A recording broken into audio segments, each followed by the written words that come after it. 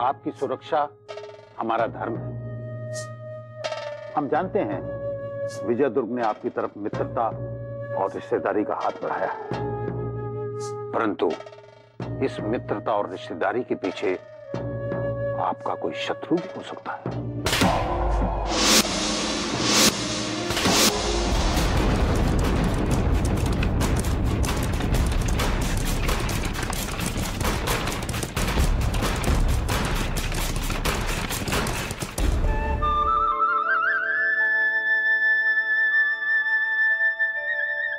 बहुत बहुत धन्यवाद आपका माँ। आज आपकी कृपा से मेरे जीवन में आया हुआ तूफान थम चुका है और मुझे मेरा प्यार वापस मिलने वाला है। मुझे आशीर्वाद दो माँ कि मेरे माता पिता जो सोच रहे हैं उसमें सफल हो। मुझे आशीर्वाद दो माँ, मुझे आशीर्वाद दो।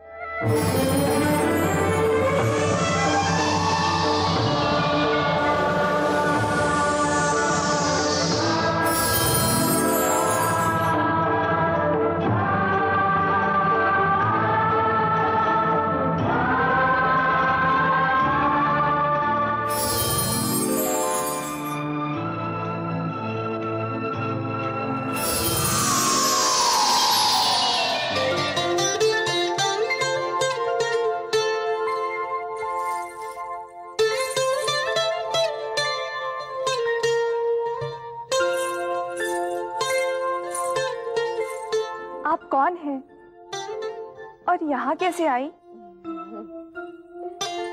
पुत्री, आज का दिन बहुत शुभ है। जानती हो मैं तुम्हें भेंट करने के लिए क्या लाई हूँ? देखो, रंग बिरंगी चूड़ियाँ। आओ आओ आओ।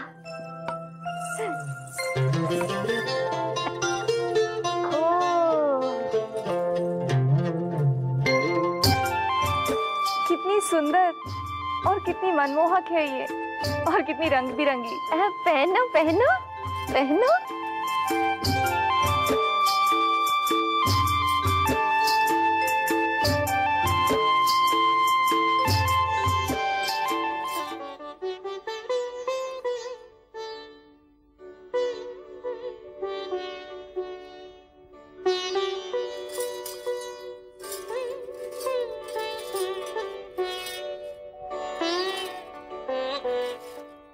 देखो तो जरा कितनी खुश है।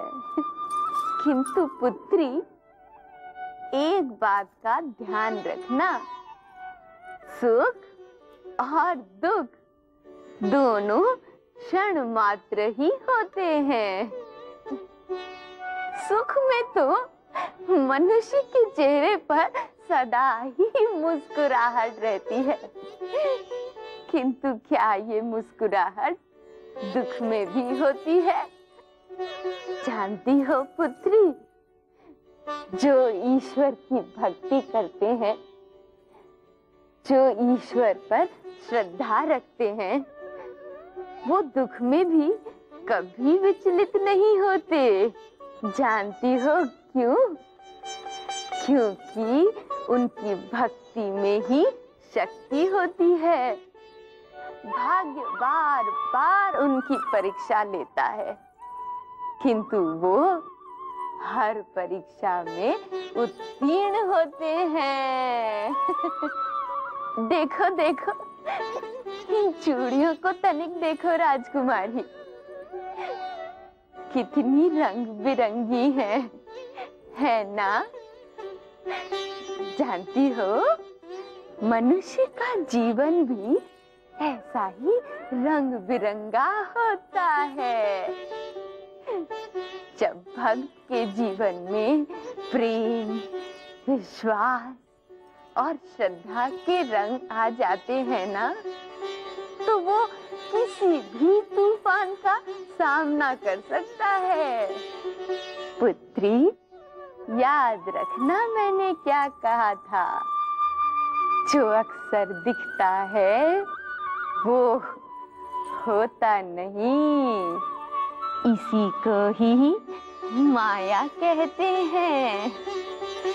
पुत्री, जीवन में चाहे कितना भी संकट आए, तुम माँ भगवती पर अपनी श्रद्धा बनाए रखना। ठीक कहा ना?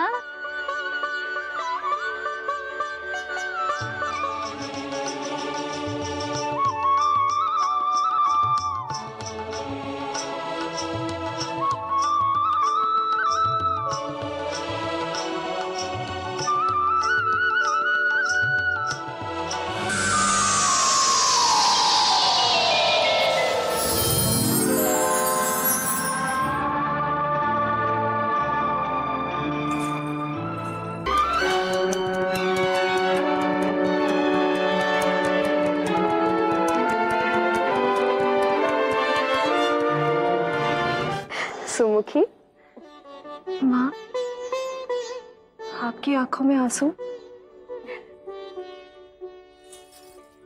आज तो खुशी का दिन है पुत्री। बस आने वाले कल में तुम ससुराल चली जाओगी ना, यही सोच के माँ का दिल है ना भर आया। बेटी, माँ दुर्गा में हमेशा अपनी श्रद्धा और विश्वास बनाए रखना। वो तुम्हारी झोली सुख और केवल सुख से भर देंगी, यही मेरी प्रार्थना होगी। और यही नहीं, मैं तो माँ से विनती करूंगी कि तुम्हारे हिस्से के सारे दुख हमें दे दे और हमारे हिस्से के सारे सुख तुम्हें दे दे।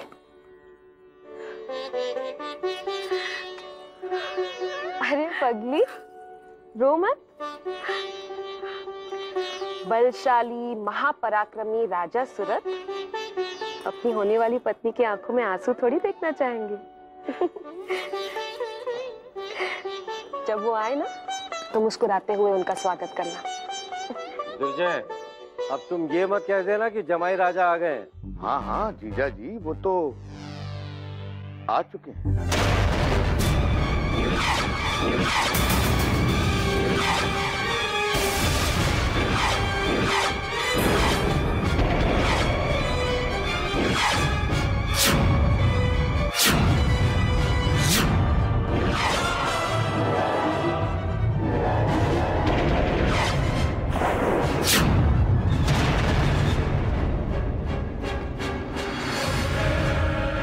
तुम?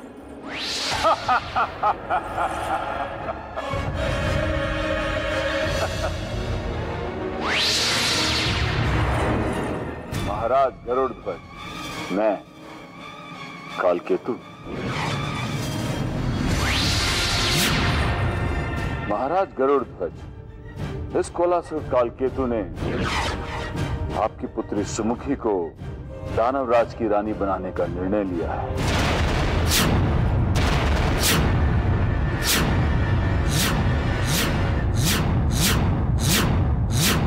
जी हाँ जीजा महाराज, दानवराज कालकेतु मेरी प्यारी भांजी सुमुखी के साथ विवाह करके उसका गौरव बढ़ाना चाहते हैं। दुर्जय, सेनापति।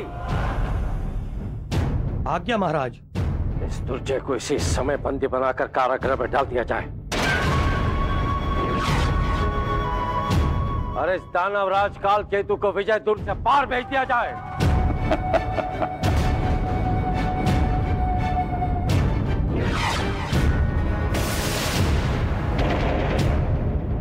सेनापति, सेनापति। महाराज, आप तो कुशल राजनीतिज्ञ हैं। आपको स्मरण होना चाहिए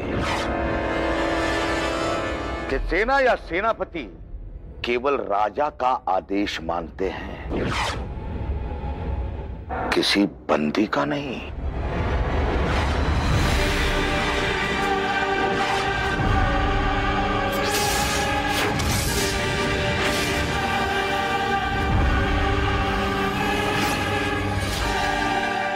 दुर्जय विजयदुर्ग का राजा है।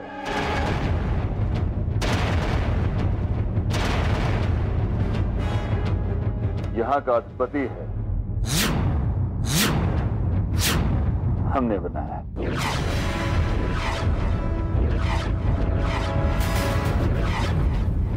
दुर्जय, तुम अपनी बहन, अपने जीजा जी के साथ इतना बड़ा विश्वासघात। इस अपराध का तुम्हें मैं मृत्यु दंड दूंगा दुर्जय। स्मरण रहे, मेरी प्रजा तुम्हें राजा की मान्यता कभी नहीं देगी।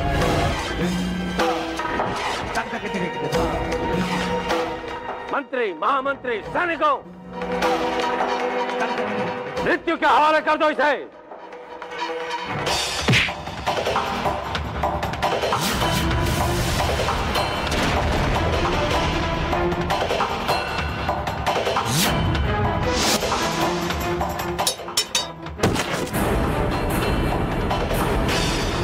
महाराज, आपके सारे विश्वास पात्र इसी प्रकार मारे गए।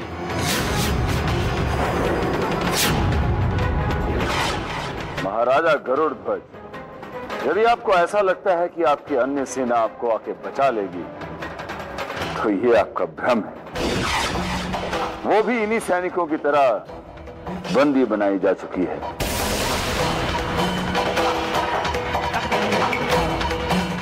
आपको बचाने कोई नहीं आएगा। दीदी, अब आप ही समझाइए जीजा जी को कि कोला नरेश कालकेतु से सुमुखी का विवाह कर दें। इसके अतिरिक्त आपके पास दूसरा पथ भी तो नहीं है। मुझे प्राणों की धमकी दे रहे हो तुम दुर्जय?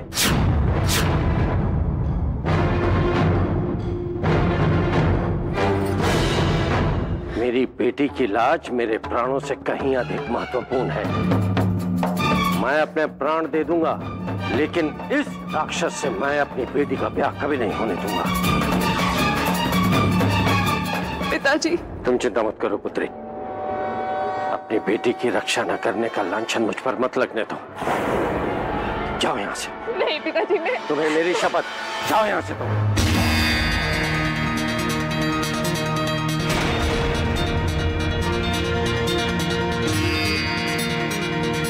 सुमुखी, भाग जाओ यहाँ से। सुमुखी, भाग जाओ पुत्री, भाग जाओ, दूर चले जाओ यहाँ से, जाओ। सुमुखी कहाँ है?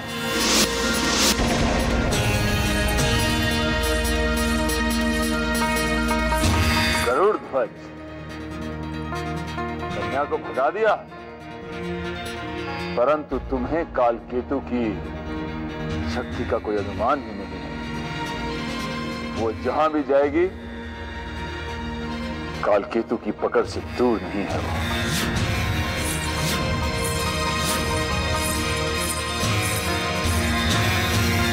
सुमुखी, मैं आ रहा हूं।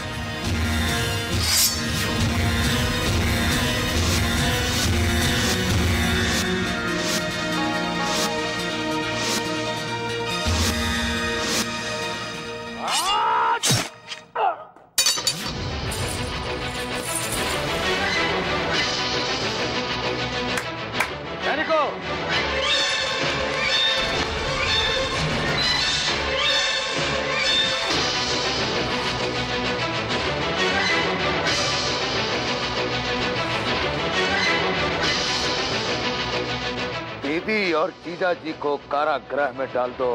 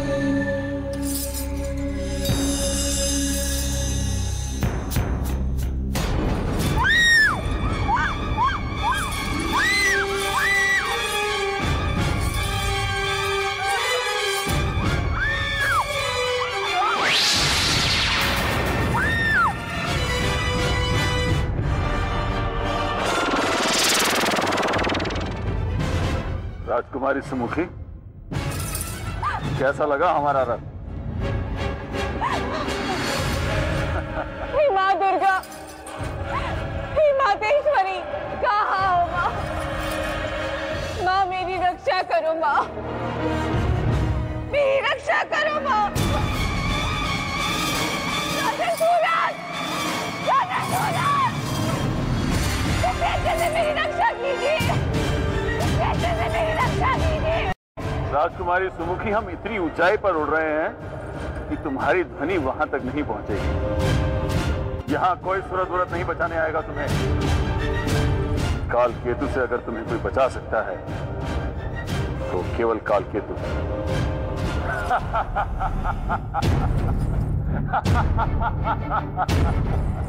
माँ दुर्गे, मेरी रक्षा कीजिए। हम इतना ऊंचा आ चुके हैं सुमुखी कि तुम्हें कोई नहीं बचा सकता। पिताजी, माँ, पिताजी। वो दोनों कारागृह में बंदी बनाकर डाल दिए गए होंगे। नहीं, ऐसा नहीं हो सकता। विजय दुर्ग के महाराज दुर्जय पधार रहे हैं।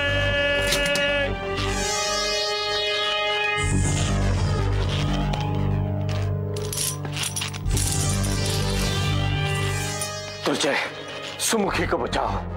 कालकेतु ने सुमुखी का अपहरण कर लिया। उसे उसके चंगुल से छुड़ाओ। वो तुम्हारी बहन की बेटी है दुर्जय, उसे बचाओ दुर्जय, उसे बचाओ। हाँ हाँ जीजा जी, ये तो मैं भूल ही गया था कि तुम, आप चिंता मत कीजिए, मैं लाऊंगा, मैं अपनी प्यारी भांजी सुमुखी को बचाकर। आप चिंता मत कीजिए, सब ठीक हो जाएगा। किंतु जीजा जी, मैं अपनी भांजी से अधिक अपने राज सिंहासन से प्यार करता हूं। क्या?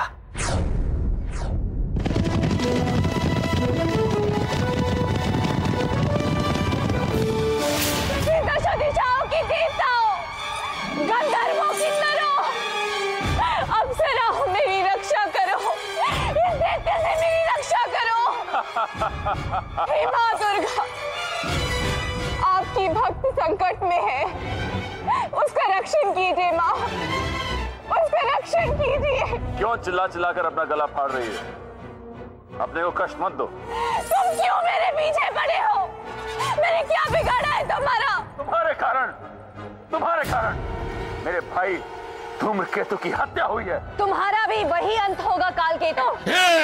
मत छुओ मुझे, ये अधिकार मैंने केवल राजा सूरत को दिया है। कब तक दूर रहोगी मुझसे? मैं तुमसे प्रेम नहीं करती, मैं राजा सूरत से प्रेम करती हूँ।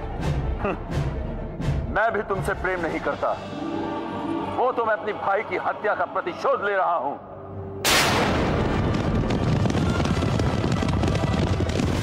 वैसे दीदी, अब आप लोगों का राजभवन यही होगा। तुमने हमारे साथ विश्वासघात किया। भाई बहन के नाम पर कलंक हो तुम। राज सिंहासन के लिए अपनी बेटी समान भांजी का सौदा किया तुमने। अरे ऐसे ही राज्य मांगा होता तो यूं ही दे दिया होता महाराज ने। नमक हराम, तुम तो सांप निकले। हमने तुम्हें दूध पिलाया और तुमने हम ही को डंक मारा।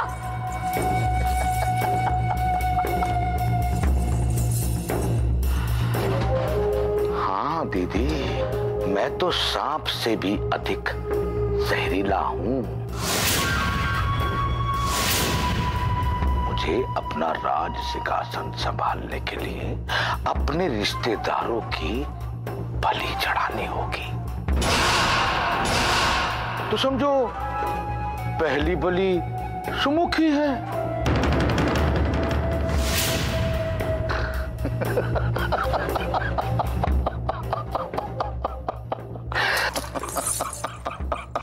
मैं संपूर्ण मानव जाति को बताना चाहता हूं कि यदि उन्होंने दानवों का आधिपत्य स्वीकार नहीं किया तो उनकी पत्नी, उनकी बेटी, उनकी बहू सब मेरी दासियां बनेंगी, दासियां। यदि ऐसा है तो मैं भी मानव जाति को बता दूंगी कि एक स्त्री अपने स्वाभिमान की रक्षा तुम जैसे दैत्य से कैसे करती है। जय मां दुर्गा, जय मां दुर्गा, जय मां दुर्गा।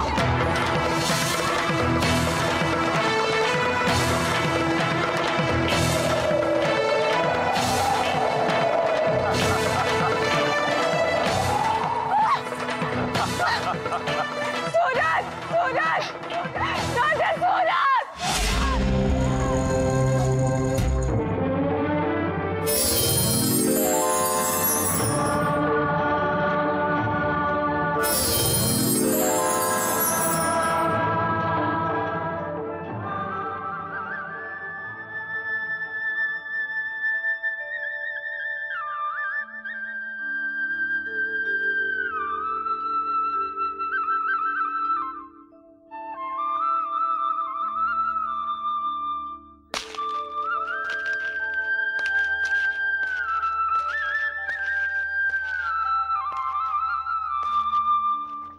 माँ जी, आप इस तरह बीच रास्ते में क्यों खड़ी हैं? अरे पुत्र, मैं तो माँ दुर्गा की पूजा के लिए तैयारी कर रही हूँ। देखो देखो। माँ दुर्गा की पूजा?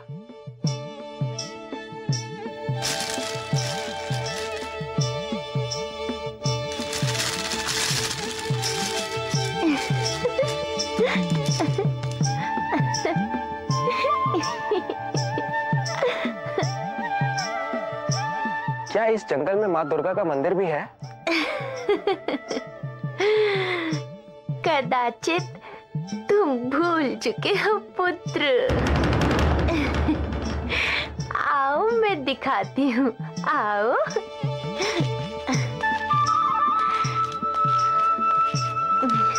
आओ आओ, ये देखो। जय माँ।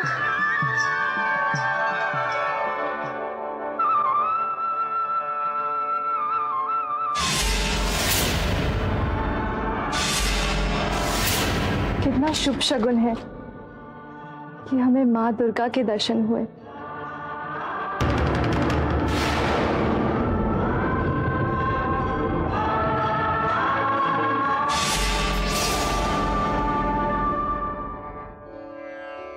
और कुछ याद आया पुत्र? हाँ माँ जी, याद आया। मुझे मेरा प्यार याद आया। माँ मुझे क्षमा कीजिए। मुझे शीघ्र अतिशीघ्र सुमुखी के पास विजय दुर्ग पहुंचना है। और कुछ याद नहीं आया पुत्र? हमें मुक्ति नहीं मिली है युवराज सूरत, क्योंकि हम अपने कर्तव्य से विमुख हुए। माँ दुर्गा का मंदिर बनाने का कर्तव्य हम निभा नहीं सके। हम जब जब मंदिर बनाने का प्रयास करते थे, तब आसुरी शक्तियाँ मंदिर बनाने में विघ्न पैदा करती थी। ये मंदिर जितनी शीघ्रता से बनेगा, उतनी ही शीघ्रता से पृथ्वीलोक पर माँ दुर्गा का पवित्र वास होगा।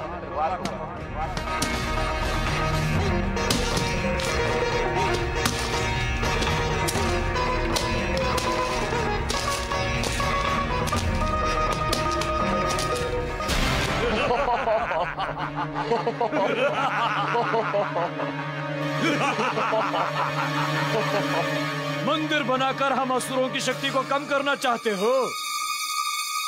हम मंदिर नहीं बनने देंगे। ये महाराज महिषासुर की आज्ञा है। हम मंदिर नहीं बनने देंगे।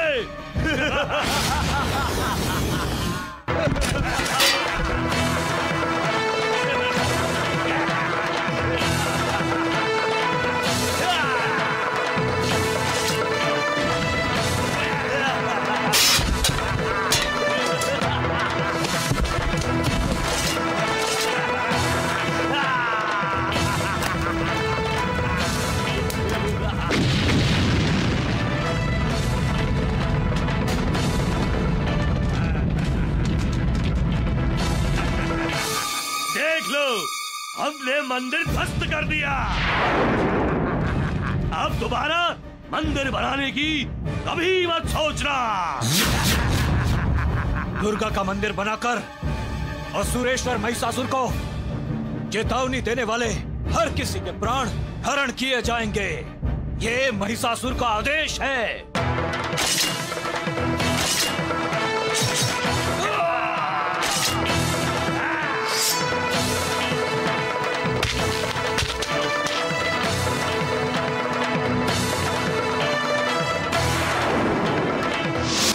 मंदिर बनाओ युवराज, अपने कर्तव्य से विमुख मत होना युवराज, कर्तव्य से विमुख मत होना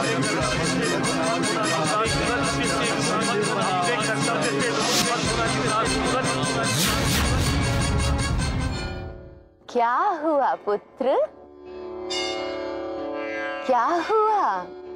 माँ जी, मंदिर तो मैं अवश्य बनाऊंगा, लेकिन विजय दुर्ग से लौटने के बाद।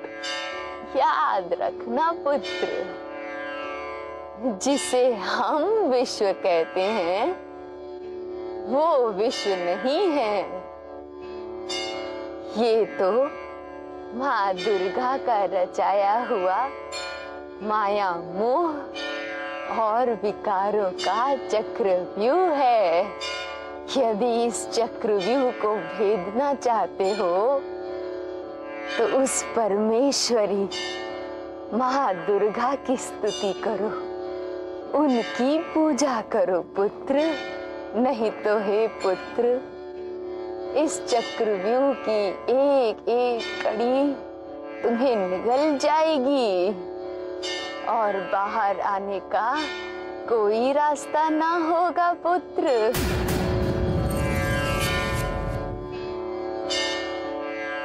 हे माँ, इस बालक को क्षमा करे माँ।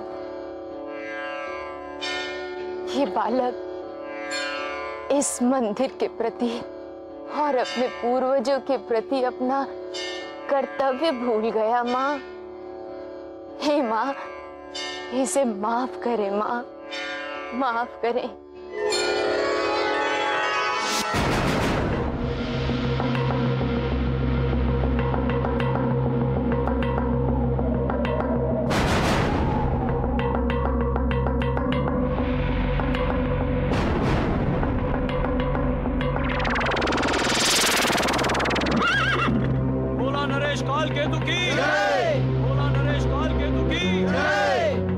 सुमुखी, कोला नगरी आ गई। अब तुम इस दानव साम्राज्य की रानी बनो। कोला नरेश काल केतु की जय। कोला नरेश काल केतु की जय। चलो रथ से नीचे उतरो, रथ से नीचे उतरो। नहीं सुमुखी, मैंने कहा रथ से नीचे उतरो।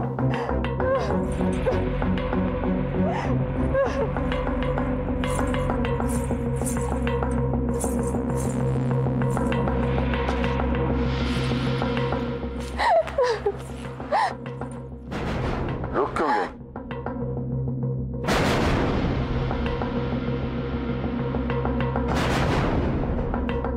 धूम्रकेतु, मेरा प्यारा भाई। देखो धूम्रकेतु, मैं किसे लाया हूं?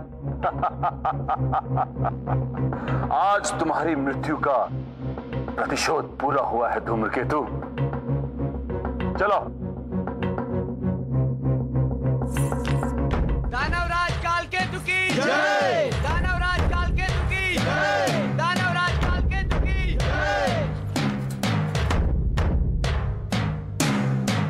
हमारे स्वागत की तैयारी बाद में करना।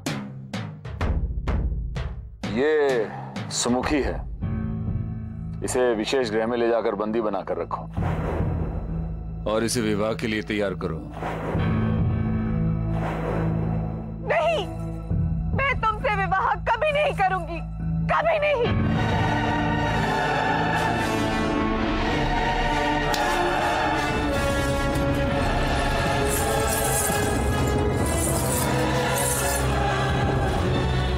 छोड़ो, छोड़ो मुझे। सुमुखी, सुमुखी, सुमुखी, सुमुखी।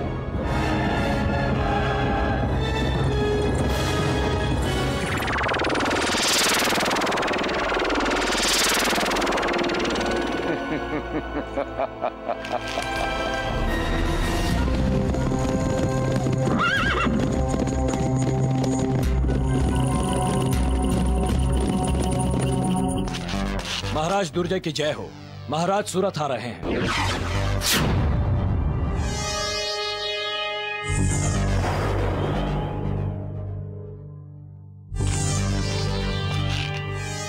वो सुमुखी से मिलने आ रहा है, उसे आने दो, रुको मत। उसे ये ज्ञात नहीं है कि अब हम विजय दुर्ग के राजा हैं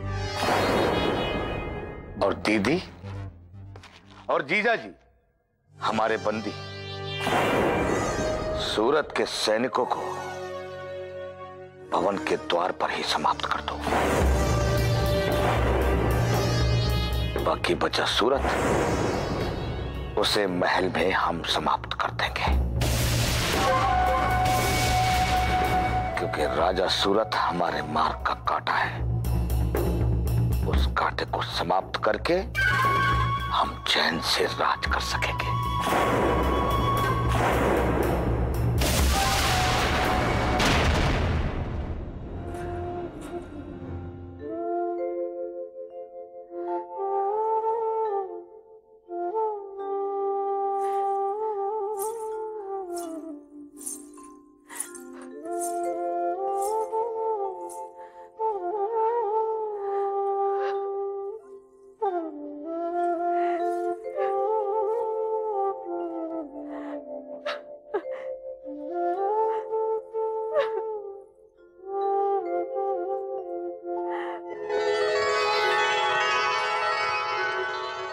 मातेश्वरी, सुमुखी की दशा तो एक दयनीय नारी जैसी है।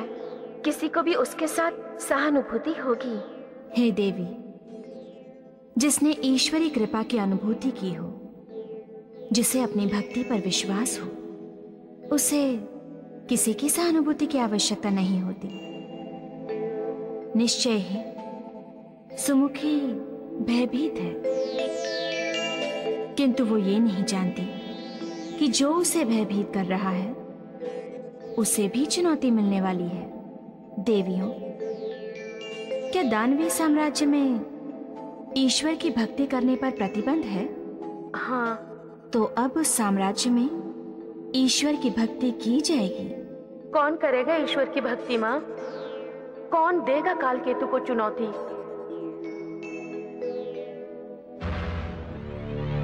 श्वेतकेतु, श्वेतकेतु, श्वेतकेतु। सेनापति, हमें सूचना मिली है कि मेरा छोटा भाई गुरुकुल से आया है। कहाँ है वो? दानवराज, श्वेतकेतु का घोड़ा बिना श्वेतकेतु के ही वापस आ गया है। बिना श्वेतकेतु के आ गया?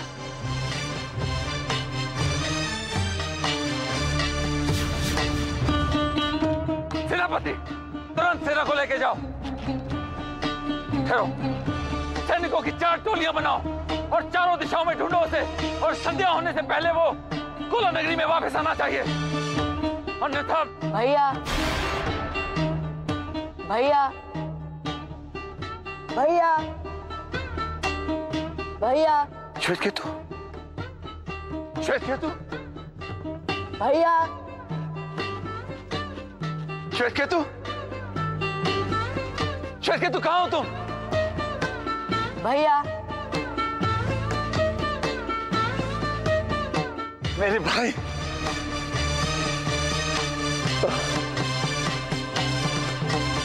मेरे भाई, मेरा छोटा भाई। अरे नटखट, तूने तो अपने बड़े भैया को डरा ही दिया। अरे भैया, भला दानवराज कालकेतु कैसे डर सकते हैं?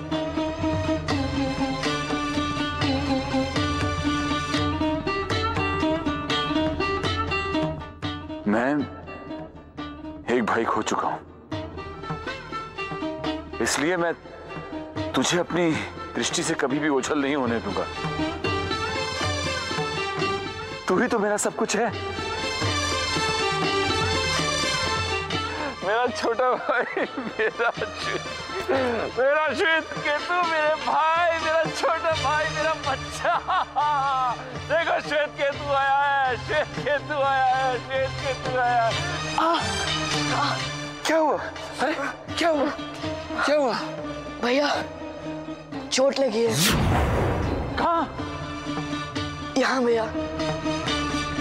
कैसे? भैया वो घोड़े से गिर गया था। घोड़े से?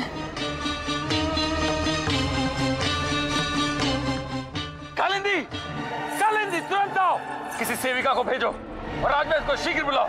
भैया वैद्य जी की कोई आवश्यकता नहीं है भैया। आवश्यकता है बेटा, आवश्यकता है। मैं अपने भाई की पीड़ा नहीं देख सकता। ये चोट अवश्य अंदरूनी है, इसलिए तो दिख नहीं रही। कालिंदी, तुमने श्वेतकेतु को कुछ खाने को दिया? भैया वो तो मैं खाया। कहां से? इसे थोड़ा विश्राम करने दीजिए। 30 कोस घोड़े पर सवारी करके आया है। 30 कोस तो क्या, मेरा भाई 300 कोस की भी सवारी करेगा। क्यों श्वेतकेतु? इससे जरा पूछिए तो कि ये गुरुजी को बिना बताए अकेला यहाँ कैसे आया? अभी कुछ नहीं कालिंदी, पहले राजवैद्य से देख लें फिर। कालिंदी, भाई हो तो ऐसा। ना ये आपका भाई है और ना मेरा देवर। श्वेतकेतु, बताओ तुम हमारे कौन हो? भाभी, भाभी मैं आपका बेटा हूँ।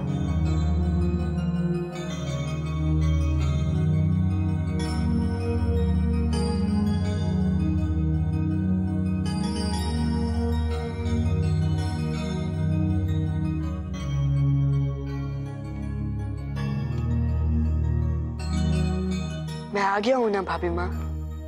तुम्हारे आने से इस कोला नगरी के राजभवन की आत्मा लौट आई है। ऐसा प्रतीत होता है मानो मेरे निष्प्राण शरीर में प्राण आ गए हों।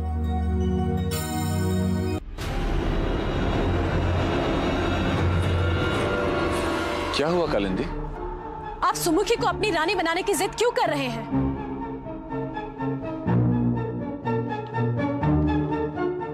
कालिंदी, सुमुखी से विवाह करना केवल मेरा प्रतिशोध है और कुछ नहीं। और मैं ये प्रतिशोध लेकर रहूंगा। पर वो आपसे विवाह करने के लिए तैयार हो तब ना। वो तो आपको बार बार इनकार कर रही है। तो मैं उसे मजबूर करूंगा।